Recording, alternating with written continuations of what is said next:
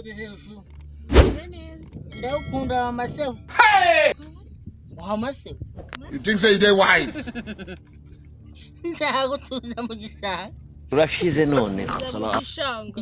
None wowe hano mfite umusheri nawe none sinzi ukuntu ateye. None se nubuza kubirakariramo. Kuzanuza mu gishanga. None se ngaho wese nzago tuze mu mwirimbi none ukariho batimuka. Ewe. Wese turutse he? Salamu baby. Beza neza. None ugukize nguki? Mbabyo bwira. Wajatunda tanguhanye ko none unzana ibigambo bye. Aho ni jino mbega cyazi ko akaja kumubwira. Iyi ni kwamera neto. Lemon parankui. Dissolve.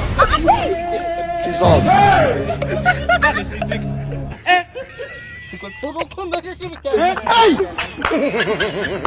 Shama ni na nyine bro.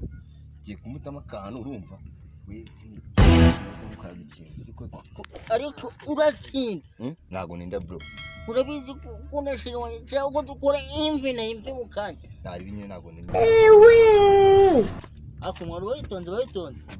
Uratinda tanguhanye. Jesus is Lord. Kubona meze neza kabisa. Basi nakuyotse wakintu. Samu jamarira no mukiritana se.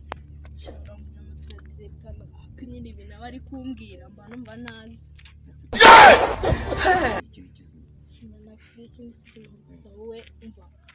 Bira twamwihorera ndumva wowe uramutse ubirimo neza. You think say they wise?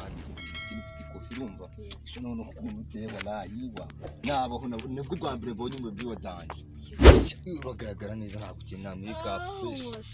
This is plain ubwo ndumva ufite akantu kazima rero ari kumbwira ngo azanuza mu gishanga ashitamo n'ikizumana cya danje ari cyaka ndafite n'uyu nguyu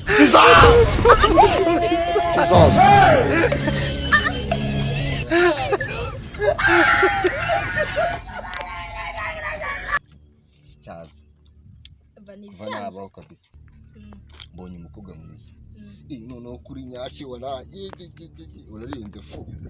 Ewe. Ngakino nyine nkitetire warunu.